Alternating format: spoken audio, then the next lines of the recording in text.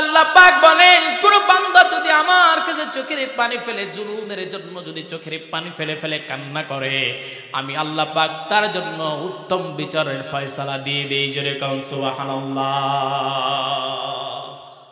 আমার ভাইরা, আমার বন্ধুগণ, এই যে মনে পড়ে গেল একটা ঘটনা। কয়েকদিন পূর্বে রাসূল সাল্লাল্লাহু আলাইহি ওয়াসাল্লাম মানে হযরত বেলাল রাদিয়াল্লাহু তাআলা আনহু তখন তিনি মসজিদে নববীতে তিনি তখন মুয়াজ্জিন ছিলেন। সাহাবায়ে কেরামেরা আসলেন। কয়েকদিন পূর্বে সে রাসূলকে বলছেন, হে রাসূল শুনেন, বিলাল যে আজান দেয় আজানটা তো ভাল লাগে না, শব্দগত তার উচ্চারণ ভালো না, হরফগত উচ্চারণ ভালো না, সিনের জায়গায় সিন বলে উচ্চারণ সুন্দর হয় না, অর্থের এলোমেলো হয়ে যায়। ইয়া রাসূলুল্লাহ, ইয়া হাবিবাল্লাহ, বিলালকে চেঞ্জ করে দেন। আরবের ভিতরে সুললিত কণ্ঠে আজান দিতে পারে এমন একজন মুয়াজ্জিন নিযুক্ত করে দেন। নবীজি বললেন ঠিক আছে। ইশারের নামাজ নবীজি পড়লেন আর বিলালকে ডেকে বললেন, বেলাল রে শোনো, আগামীকাল থেকে ফজরের আজান দিবা না। তোমার তো সুললিত কণ্ঠ নাই, হরফগত তোমার উচ্চারণগত ভুল আছে, মাখরাজ ভুল আছে, তোমার জায়গায় নতুন মুয়াজ্জিন নিযুক্ত করা হয়েছে। হযরতে বেলাল রাদিয়াল্লাহু তাআলা চোখের পানি ছেড়ে দিলেন।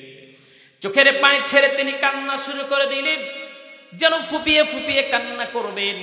বেলালের যেন হাতটা কলিজাটা যেন ছিঁড়ে বের হয়ে যাবে। নবীজি বলা মাত্রই তিনি বাসায় চলে গেলেন। বাসায় গিয়া হযরতে বেলাল সেই রাত্রিতে সারাটা রাত তিনি ঘুমান নাই। হযরতে বেলাল রাদিয়াল্লাহু তাআলা আনহু যায় নামাজের মুসল্লায় তিনি সিজদায় গিয়ে বলেন, আল্লাহ তুমি আমাকে কালো বানিয়েছো, এটা আমার দোষ নয়, তুমি আমার দাঁতগুলো এলোমেলো করেছো, চুলগুলো উস্কো খুস্কো করেছো, এইটা তো আমি দায়ী নাই, তুমি দায়ী, তুমি বানিয়েছো। আয় আল্লাহ তাআলা, আমি এমন অপছন্দনীয় মানুষ, আমার কণ্ঠ ভালো না, এই জন্য আমি দায়ী না। শুধু তোমার ইসলাম কবুল করার কারণে উমাইয়া আমার জিহ্বার ভিতরে বাবলা গাছের কাঁটা ঢুকিয়েছে, এই জন্য আমার মাখরাজ সুন্দর হয় না, আজানের সুন্দর হরফগুলো উচ্চারণ হয় না। নবীজি এই জন্য আমাকে তার মসজিদ থেকে, আমাকে মুয়াজ্জিন থেকে বাদ দিয়ে দিয়েছে। অতএব আল্লাহ আমি নির্দোষ, এই বিচারটা তোমার কাছে দিয়ে দিলাম, আল্লাহ বিচার করে দাও। এই বিচারটা দিয়ে হযরতে বেলাল রাদিয়াল্লাহু তাআলা আনহু তিনি চোখের পানি ফেলে ফেলে কান্না শুরু করে দিলেন। পরের দিন যখন ফজরের আজান, যখন নতুন মুয়াজ্জিন যখন সুললিত কণ্ঠে যখন তিনি দিয়ে দিলেন, দিয়ে দেওয়া মাত্রই নবীজি অপেক্ষা করেছেন কখন সুবহে সাদেক হবে না, সুবহে সাদেক হয় না। জিবরিল আলাইহিস সালাতু ওয়াস সালাম নবীজির কাছে আসলেন, ডেকে বলছেন, হে রাসূল আজকে কি ফজরের আজান হবে না? নবীজি বললেন, কি বলো, ফজরের আজান হয়ে গেছে, এই তো সুবহে সাদেক হলে আমরা নামাজে দাঁড়িয়ে যাব। জিবরিল আলাইহিস সালাতু ওয়াস সালাম বলেন, হে রাসূল কাকে দিয়ে আজান দেওয়ালেন? আজকে তো ফজরের আজান আসমানে যায় নাই। কই সে হাবশিরি কালো বেলাল? বেলাল যখন আজান দেয়, বেলালের আজান শুনে আসমানের ফেরেশতারা আল্লাহর সিজদা দেয়। কই সেই বেলাল? বেলাল যদি আজান না দেয় কিয়ামত পর্যন্ত আর পূর্ব দিগন্ত থেকে সূর্য উদিত হবে না। নবীজি বললেন, বেলাল কোথায়? বেলাল রে নিয়ে আয়, আমার বেলাল রে বল আজান দিতে। বেলাল রাদিয়াল্লাহু তাআলা আনহু তিনি আজান দিতে পারেন না, ফুপায়া ফুপায়া কান্না করেন। যখন বেলাল যখন আজান শেষ করলেন, নামাজে দাঁড়ানো হলো। যখন নামাজ শেষ, নবীজি তার প্রতিদিনের কার্যক্রম অনুযায়ী নবীজি নামাজ শেষে সাহাবীদের সামনে বসে পড়তেন। এরপর নবীজি বয়ান করতেন। নবীজি বললেন, বেলাল কোথায়? হযরতে বেলাল দাঁড়ালেন, লাব্বাইক ওয়া সাদাইক ইয়া রাসূলুল্লাহ। আর কথা বলতে পারে না, হাউমাউ করে কান্না। হযরতে বেলাল বলে, রাসূলুল্লাহ শুনেন, সবাই যদিও আমাকে অবজ্ঞা করতে অবহেলা করতে পারে, অবজ্ঞা করতে পারে, কিন্তু নবীজি আপনি কেমন করে আপনার মসজিদের এই দায়িত্ব থেকে আমারে সরাইয়া দিলেন? ইয়া রাসূলুল্লাহ, সারা দুনিয়ার মানুষ যদি আমারে কষ্ট দেয়, সেই কষ্ট আমি মেনে নিতে পারি। নবীজি আপনি যদি আমাকে একটু আমার দিকে না তাকান, আমার সঙ্গে যে সুন্দর কথা না বলেন, আমার কলিজাটা ছিঁড়ে যায়। ইয়া রাসূলুল্লাহ, আপনার মসজিদ থেকে কেমন করে আপনি আমারে বাদ দিয়ে দিলেন? নবীজি বললেন, বেলাল রে শোনো, আমার সাহাবায়ে কেরামের মনে প্রশ্ন এসেছিল যে সুন্দর মুয়াজ্জিন থাকতে তোমাকে কেন আমি আজান দিতে বলি। আসলে আমি আজান দিতে বলি না, আল্লাহ পাক আসমান থেকে অর্ডার দেয় বলে আমি নবীজি তোমারে মুয়াজ্জিন নিযুক্ত করেছি। আল্লাহু আকবার। আমার ভাইরা, আমার বন্ধুগণ, তার মানে আল্লাহ হলো আলাইসাল্লাহু বিআহকামিল হাকিমিন। আর বাংলাদেশের কত জানোয়ার মার্কা আলেম আছে, তারা একটা হাদিসটার সামনে নিয়ে আসে, মান বানা লিল্লাহি মাসজিদান বানাল্লাহু লাহু বাইতান ফিল জান্নাহ। এই কথা বলে সে একজন মহিলাকে উদ্দেশ্য করে বলেন, আপনি তো জান্নাতি মানুষ। কেন? ওই যে আপনি সারা বাংলাদেশে মডেল মসজিদ বানাই দিয়েছেন, জান্নাত মানে বাবা বানাইছে।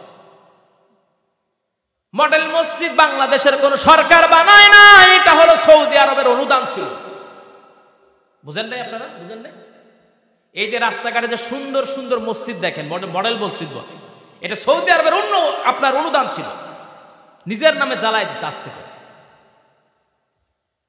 আর মডেল মসজিদ তৈরি করলেও কি একজন মানুষ জান্নাতে যাবে নাকি? সারাটা জীবন উলামায়ে কিরামদের উপরে জুলুম করেছে, অত্যাচার করেছে, কোরআন বন্ধ করে দিয়েছে, কিছু কিছু মাহফিলকে 144 ধারা জারি করেছে। ও জান্নাতে যায় কেমনে? বদমাইশি না? আমার ভাইয়ের, আমার বন্ধুগণ, এইগুলো আসল আলেম না, এগুলো হল উলামায়ে সু। সবাই বলেন ঠিক কিনা? এগুলো হলো 5 দালাল।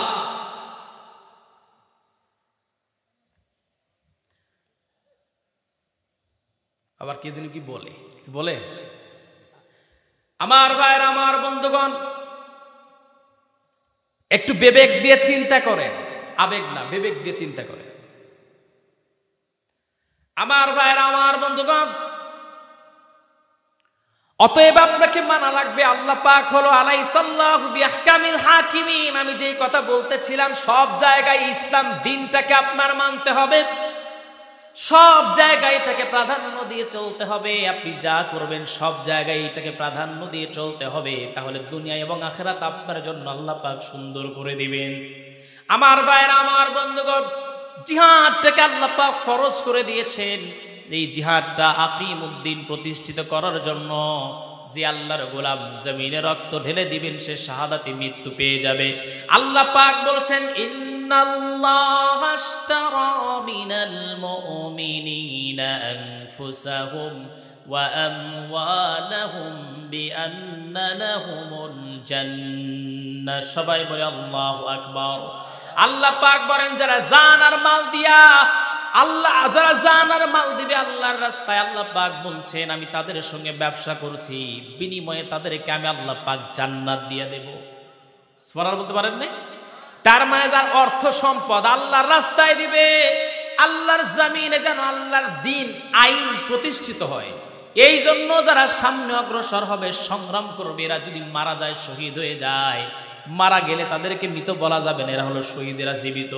আল্লাহ পাক বলেন, এদেরকে আমি এইগুলোর বিনিময়ে জান্নাত দিয়ে দেব।